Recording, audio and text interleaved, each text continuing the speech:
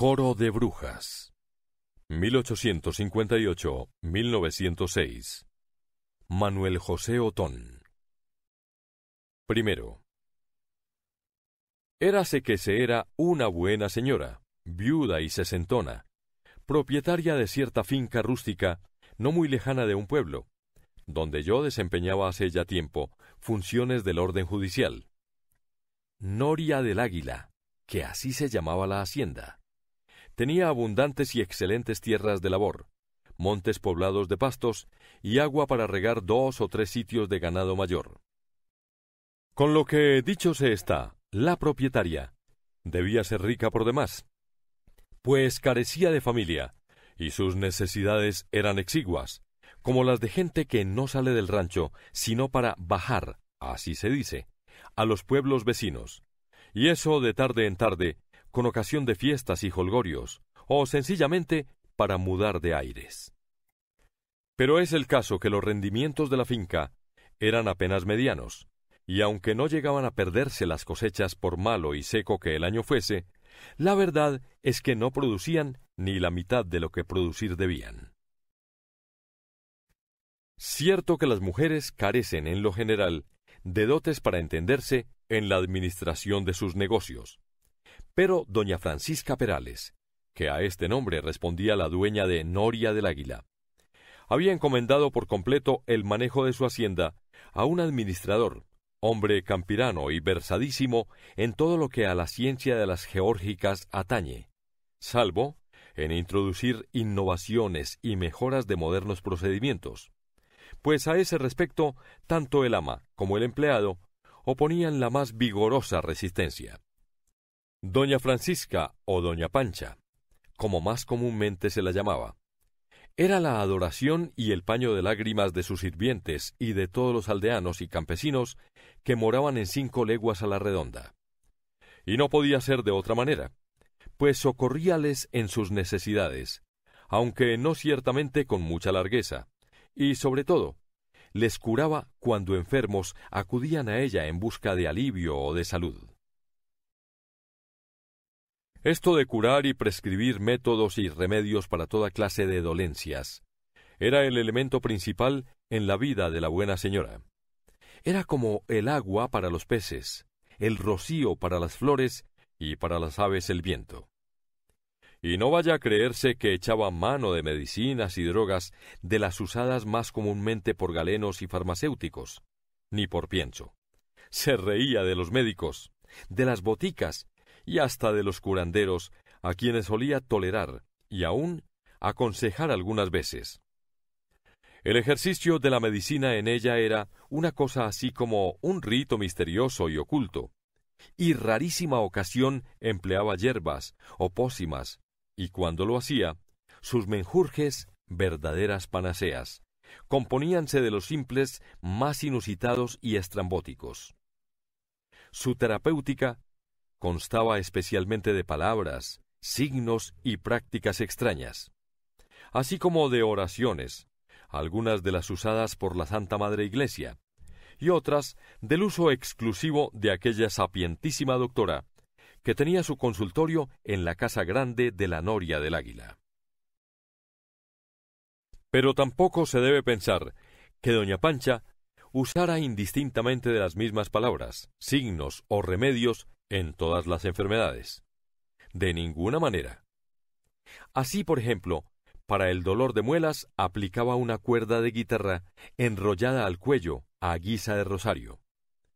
Para las riumas, prescribía cortarse las uñas todos los lunes.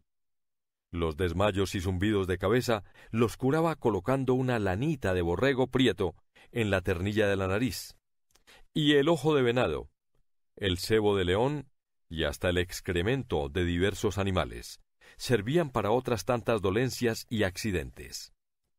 El terrible mal de ojo, tan común entre la gente rusticana, no desaparecía sino con repetidas unciones de saliva en frente, oídos, nariz y boca. La saliva tenía un uso bastante generalizado en la terapéutica de doña Pancha, pero era necesario saber manejarla, pues debía siempre ir acompañada de oraciones y fórmulas cabalísticas que variaban según la naturaleza de la enfermedad. Porque, decía, hay oraciones frías y oraciones calientes, y no deben aplicarse aquellas en los resfriados, ni éstas en las fiebres, sino todo lo contrario. Para todo es necesario saber. En cuanto a otras dolencias más graves y eficaces, colocar un huevo de gallina prieta. El color negro era de ritual, debajo de las almohadas del paciente, para que le extrajera el mal. O bien, se metía la mismísima doña Pancha debajo de la cama y lanzaba unos lamentos y gritos tan lastimeros, llamando por su nombre al enfermo, que éste, si estaba aún en sus cabales, creía que la propia muerte lo solicitaba desde lo más profundo de la tierra, y se levantaba todo trémulo y despavorido. Pero con estas y otras prácticas, rara era la enfermedad que no cedía al tratamiento, y si el pobre doliente sucumbía al fin, era sólo porque ya le tocaba. Don Carpio, el administrador. Su nombre era Policarpo. Si no ejercía la medicina, en cambio, como astrólogo, daba ciento y raya a los sabiondos que escriben libros cuajados de mentiras y disparates. Todos los años, en el mes de enero, la noche de San Antonio Abad, instalábase en la era a contemplar el cielo para ver por qué lado entraba el año. Iba provisto de un cuaderno donde apuntadas tenía multitud de observaciones hechas y no interrumpidas por los más lejanos de sus progenitores. Allí, con un farol y un lápiz, trazaba figuras y signos, siguiendo la revolución de las estrellas y el cariz que presentaba la atmósfera.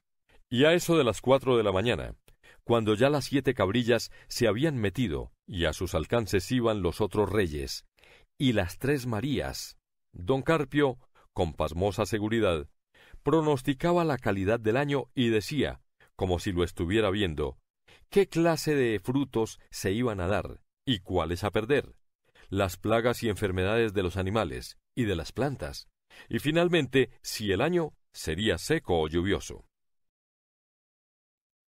Así es que, con tales conocimientos, no había temor de que se perdieran el tiempo, el dinero y el trabajo en infructuosas siembras y demás operaciones agrícolas. Bien es verdad que algunas veces solían fallar sus cálculos y pronósticos, pero eso acontecía solamente cuando a la hora de la observación ocurría se le rebuznara un burro prieto, por de contado, en los vecinos corrales, o a algún murciélago trazar sus curvas caprichosas en torno de la era, trípode y observatorio astronómico del buen don Carpio. Por lo demás, para todo encontraba remedio, pues cuando se retardaban las lluvias y las sementeras poníanse mustias y agostadas, don Carpio hacía un agujero en la tierra, enterraba el calendario del más antiguo Galván, precisamente había de ser este, junto con una oración al mismo San Antonio Abad y otra a San Isidro Labrador. Todo esto a compás de credos y salves que rezaba entre dientes, haciendo cruces con la mano sobre los campos y hacia los 4 puntos del horizonte. Con que ya se figurará el curioso lector cómo andarían en Noria del Águila los negocios económicos y agrícolas manejados por estos tan extraordinarios personajes. Segundo, pues sucedió que a don Carpio se lo iban a llevar los diablos, o más bien dicho, andaban con el intento de llevárselo. Fue la misma doña Pancha quien llevó a Valnavara, el pueblo donde yo vivía, la estupenda noticia.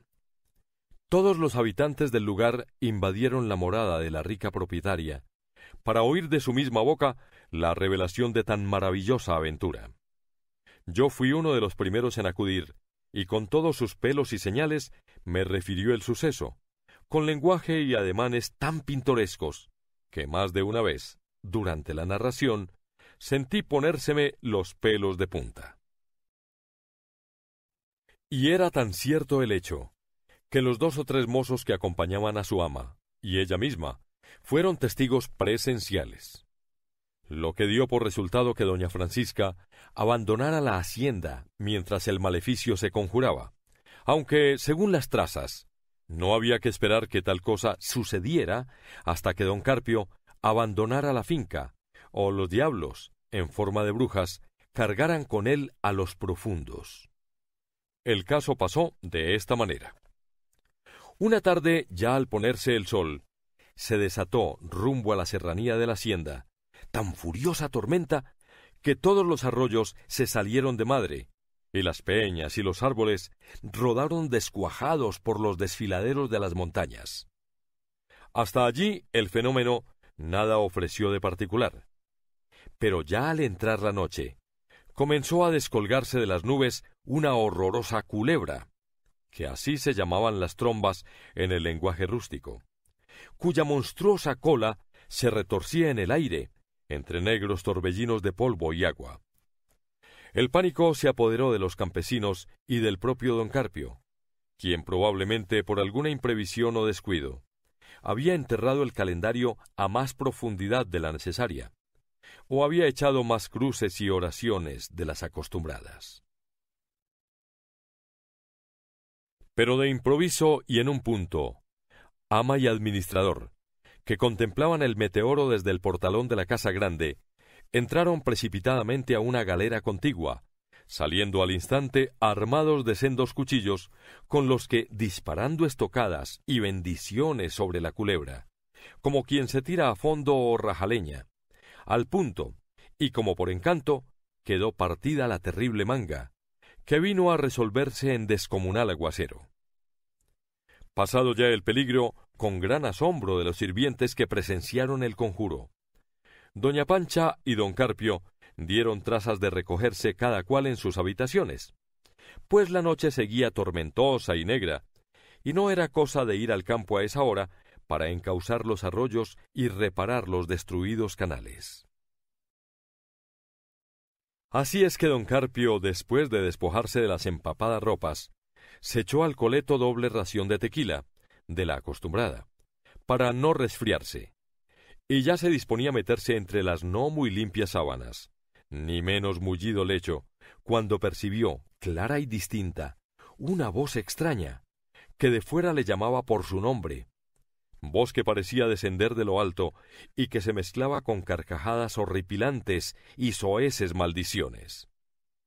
De pronto creyó don Carpio que aquella era ilusión de sus oídos, o las rachas de viento que golpeaban, zumbando los muros de la casa.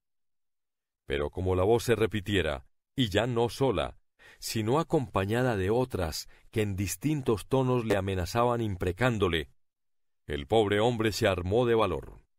Abrió la ventana y enderezó la vista a la azotea, donde las voces parecían sonar.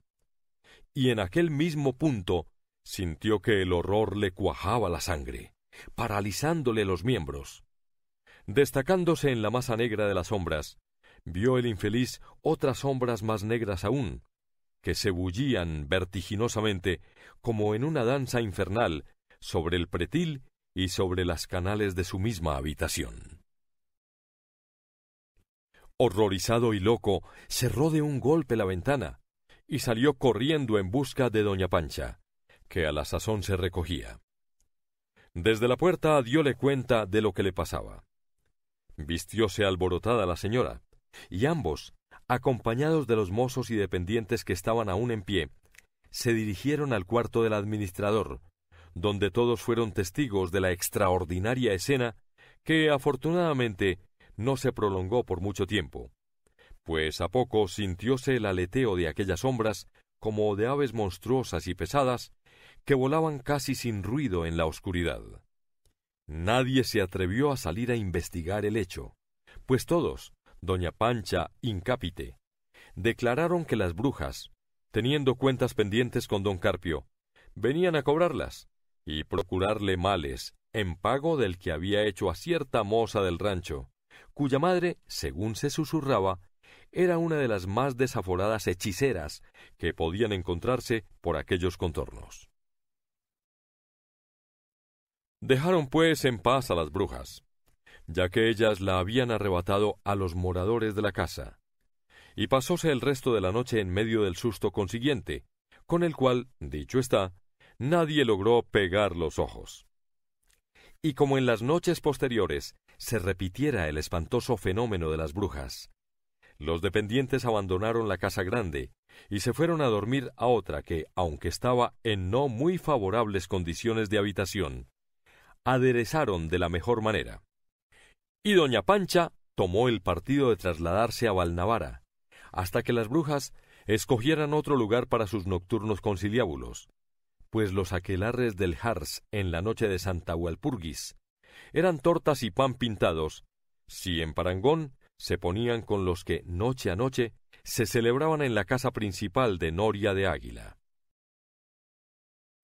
Tercero.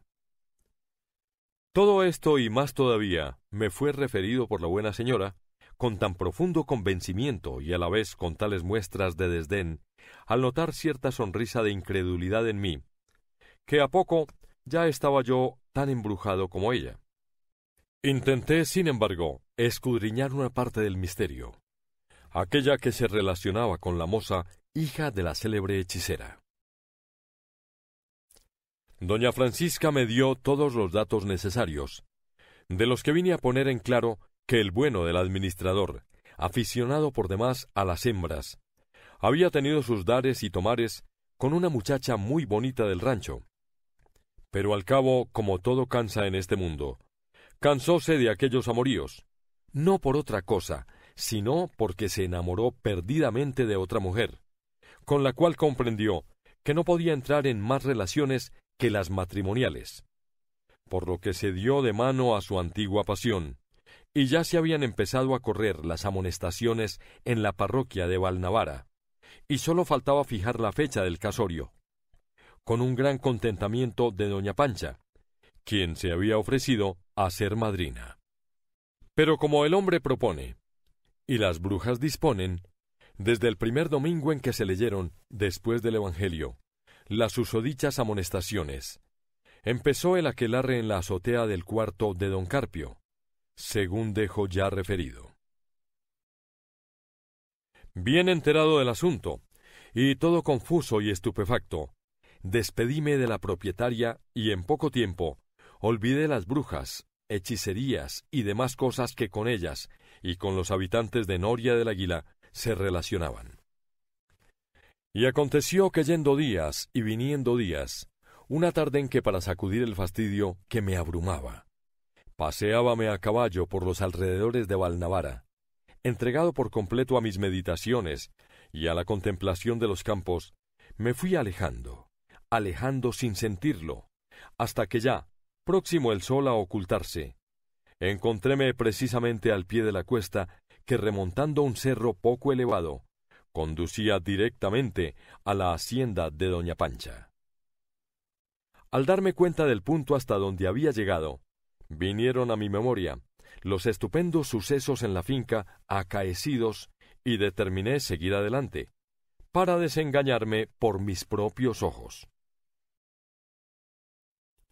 Puse piernas al caballo, y en poco más de una hora, ya oscurecido, me encontré en el espacioso portalón de la casa grande, donde don Carpio, solo y sombrío, y apoyado sobre un pilar, mostraba en toda su persona el desastroso estado en que su ánimo había caído. Imposible sería dar cuenta del gozo con que me acogió. Él mismo condujo mi cabalgadura, después de desensillarla, a la caballeriza, y luego se apersonó conmigo, ofreciéndome alojamiento por esa noche, con las más grandes muestras de afecto y consideración que en mi vida he recibido. «Estoy solo en la casa», me dijo. «Los dependientes viven en la de allá abajo, y no han consentido que yo me vaya con ellos, porque temen que hasta allá me persigan las muy judías. Los mozos, lueguito que anochece, se van a dormir a la troje, y aquí me tiene usted, que ya no hallo ni qué hacer, pues parece que soy un apestado».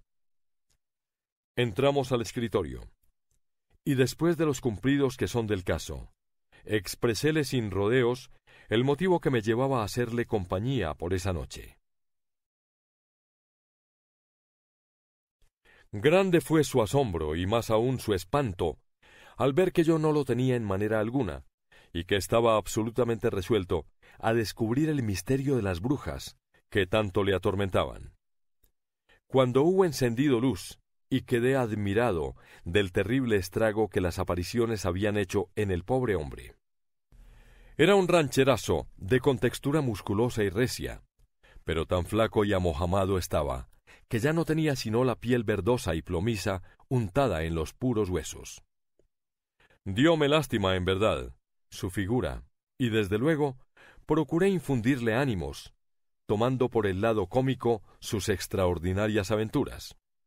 Él atajóme en mi intento, y con ademanes de inaudito espanto, me manifestó que tenía pensado, pues las hechicerescas visitas no cesaban, apelar a la fuga y hasta renunciar a su proyectado casamiento.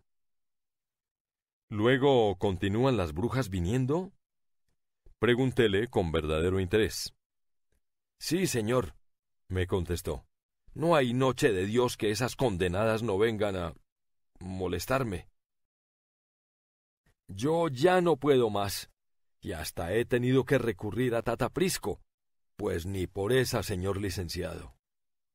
Pues, ¿quién es Tata Prisco que, según parece, tiene poder para librar a usted de este maleficio?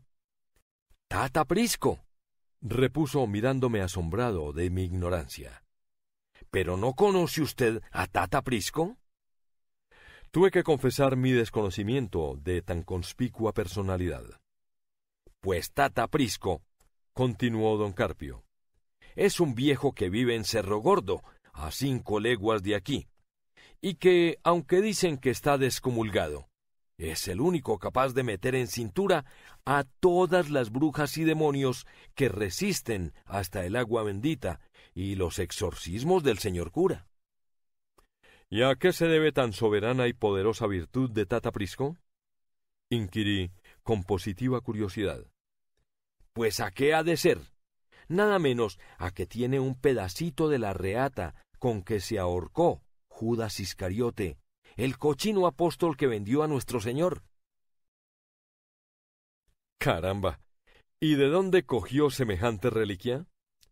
Dicen que un judío o francés que estuvo por aquí el siglo pasado, porque Tata Prisco ya va a ajustar los 100 años. Le dio a ese mecate en pago de haberle enseñado unas minas de oro y plata con que se hizo muy rico y volvió a su tierra. Magnífica paga. Y con tan poderoso amuleto, ¿no ha podido nada a Tata Prisco contra las brujas que vienen a desvelar a usted? Nada, señor, nadita. Y ya cuando llega la noche, me entra aquella pinción y aquel suicidio que no me dejan. Y si no me voy de aquí y largo la novia, seguro, segurito que me voy a morir. Y no es eso lo más, sino que es capaz que las malditas carguen conmigo a los mismos infiernos. Pues nada, don Carpio, le dije entre serio y festivo. Vamos a ver si yo, que no tengo la cuerda de Judas, puedo hacer algo por usted. No, señor, no haga nada, porque será en vano, y hasta puede que también usted la lleve. Bueno, pues allá veremos. ¿Y dice usted que todas las noches vienen las brujas? ¿Vendrán ahora? Sí, señor, pero todavía tardarán, porque no son más que las 9, y ellas vienen cerca de la medianoche. Solo que ahora han dado en caer por el corral. Eso no importa. Pasaremos el rato platicando. ¿Tiene usted armas? Contestóme con un gesto de conmiseración. Yo le inspiraba lástima. Verdaderamente no sabía con quién tenía que habérmelas. ¿Armas? ¿Para qué? Con seguridad que las espadas de más filo se embotarían contra enemigos diabólicos, y las balas más potentes se estrellarían en el plumaje de aquellos pájaros, porque de pájaros vestidas se presentaban las hechiceras en las nocturnas visitas. Confesóme el infeliz hombre que sólo había encontrado un remedio, si no para ahuyentarlas, al menos para perderlas de vista, y sobre todo de oídos. Y este remedio era rezar un rosario e inyectarse enseguida entre pecho y espalda, de un golpe y sin resollar, media botella de tequila, y a veces hasta una entera. Bien es verdad que solía amanecer casi todas las mañanas, rodado de la cama y debajo de la mesa. Pero con esto así pudieran venir todos los muertos de los camposantos y todas las brujas del mismo Brucken, que don Carpio así se daba cuenta de ellos, como los habitantes de la luna. En este diálogo, y otros semejantes, pasamos las horas desde mi llegada hasta la frugalísima cena, consistente en un trozo de cecina y una taza de café, que el mismo don Carpio aderezó, pues no había otros seres vivientes que nosotros en aquel enorme y vetusto caserón. Cuarto. Para el objeto que me proponía, no encontré más armas que una vieja escopeta de pistón, de 2 cañones, olvidada en un oscuro rincón del escritorio. Después de aparejarla lo mejor que fue posible, procedí a la operación de carga. Pude encontrar una poca de pólvora desperdigada en un monumental cuerno de toro, que perdido se hallaba en un cajón de la tienda. En otro, logré juntar hasta 3 docenas de postas y algunas cápsulas que confundidas estaban con una navaja de gallo y su correspondiente botana, granos de garbanzo, obleas y buena porción de clavos y tornillos. Ya apercibida mi arma, y acercándose la hora de la temerosa aparición, permití a don Carpio rezar su acostumbrado rosario, mas no engullirse la milagrosa botella con la que me convidaba para crear ánimos, según decía. No fue poco el trabajo que me costó hacerle prescindir de aquella fórmula cabalística, pero al fin convino en que debíamos estar en nuestro entero juicio y con la cabeza despejada. Y como todo llega en la vida, si no es la ventura, llegó la hora tan temida para don Carpio y para mí tan deseada.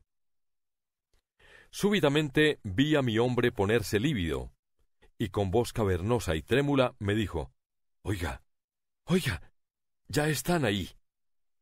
Yo, que tengo la desgracia de ser algo teniente, es decir, falto de oído, no había escuchado nada, por más que toda mi atención se concentraba en las indicaciones de don Carpio. Salí a la puerta del escritorio, que caía a un pasadizo tan prolongado y estrecho como una cerbatana y negro como una boca de lobo, y entonces alcancé a oír ese graznido horrísono peculiar de la lechuza. Enseguida percibí el tucurrucú del tecolote y un grito sordo y ronco de otro animal que no era fácil conocer en aquel momento, pero nada más. «Pues eso, don Carpio», le dije, «no es otra cosa que voces de aves nocturnas, lo cual nada tiene de particular en la casa de una hacienda que está tan cerca del monte».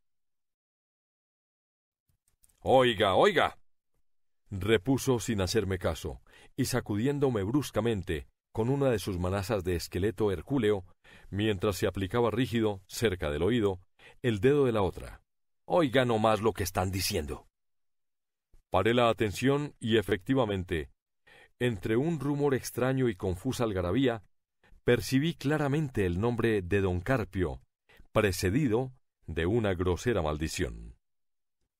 Violentamente empuñé la carabina, y empujando a don Carpio, obliguéle, casi a fuerza, a que saliera conmigo, no sin procurar convencerlo de que aquello nada de sobrenatural tenía, asegurándole que pronto íbamos a descubrirlo todo, pues yo llevaba nada menos que un fragmento de la cruz en que murió San Dimas, el buen ladrón, que también había tenido sus puntas y ribetes de brujo, reliquia mucho más eficaz que la de Tata Prisco, y mostré al crédulo administrador un palillo de dientes. Calmado en parte y convencido un tanto, echó a andar tras de mí, empuñando por indicación mía ancho y largo machete. Ambos, además, llevábamos ceñidos nuestros revólveres. Atravesamos la sala y una serie de piezas que le seguían. En la última abríase amplia ventana sin verja, por la que saltamos a uno de los patios de aquella vieja y pavorosa casa, muy propia, ciertamente, para que en ella tuvieran manida todos los habitantes del otro mundo. La luna, que despuntara poco antes, envolvíase en gruesas nubes y apenas podía alumbrar con opaca e indecisa claridad el cielo. La tierra estaba aún casi en tinieblas. Llegamos a la puerta del espacioso corral, cercado por ruinosa tapia de piedra. La puerta estaba cerrada, pero a través de los mal unidos tablones podíamos medir el corral en toda su anchurosa extensión. Casi en el centro se alzaba escueto y altísimo mezquite, y más lejos empinábase un guimbalete junto al derruido brocal de una noria mal segada. Entretanto, la algarabía de las brujas, pues brujas debían de ser, según todos los barruntos, no cesaba un momento. Gritos, carcajadas irónicas y burlescas, silbos horripilantes, rumores como de salmodia, todo se oía a un tiempo mismo, sin confundirse, aunque se mezclaba. Y sobresaliendo alguna vez entre aquel horrisonante vocerío, percibíanse distintamente palabras confusas e incoherentes a veces agudas y vibrantes, repitiéndose el nombre de don Carpio con abrumadora y pertinaz obsesión.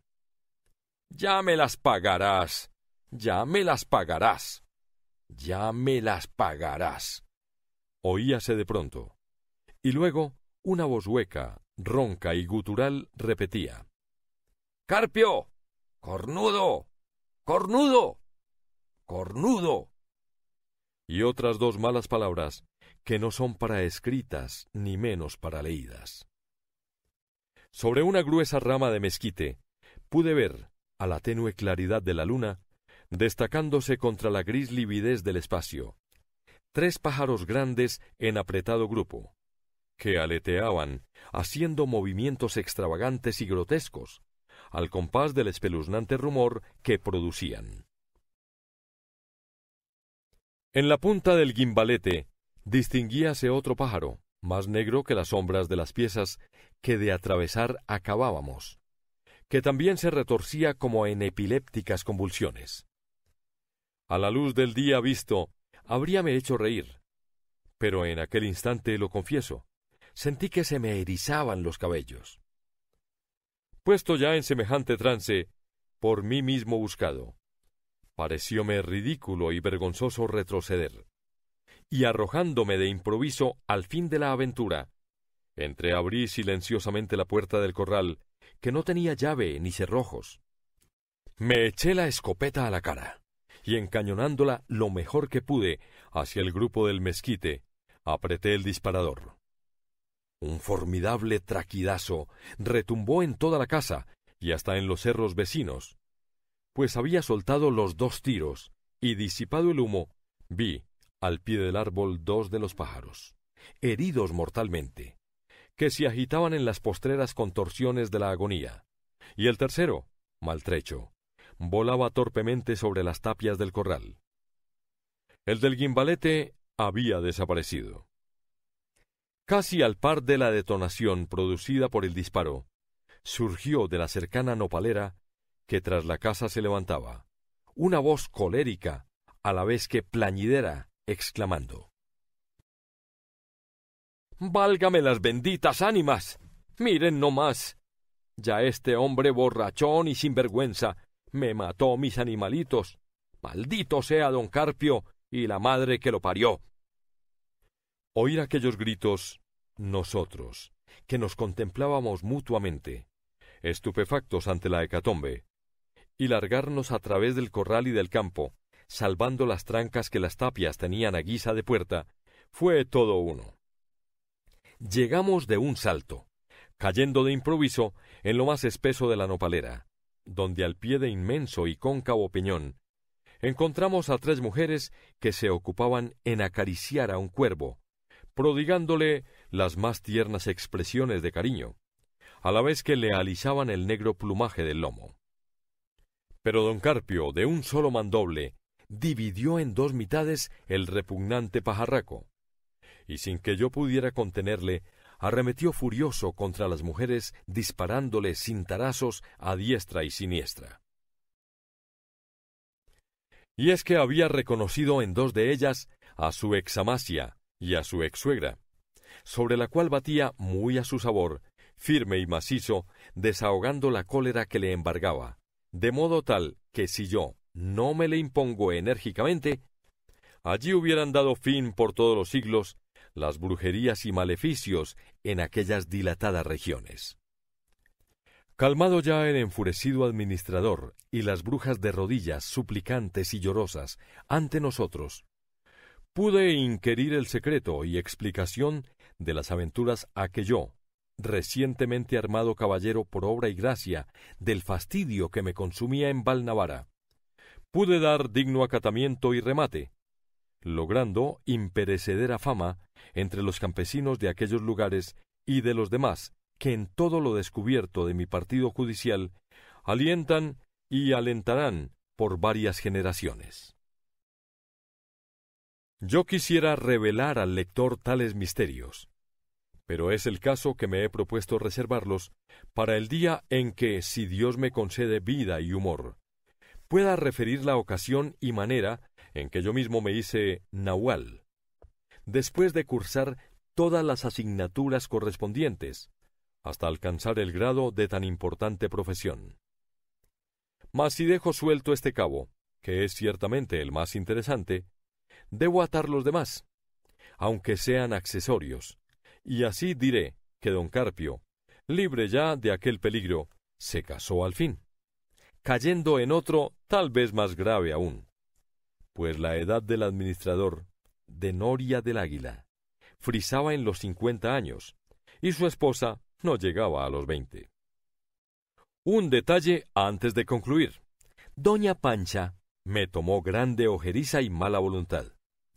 Tan aferrada estaba en sus supersticiones, que no quiso nunca convenir en que los pájaros que yo había matado eran pájaros sencillamente, y las apaleadas mujeres, mujeres nada más, que creo es ser ya demasiado, y algo más todavía.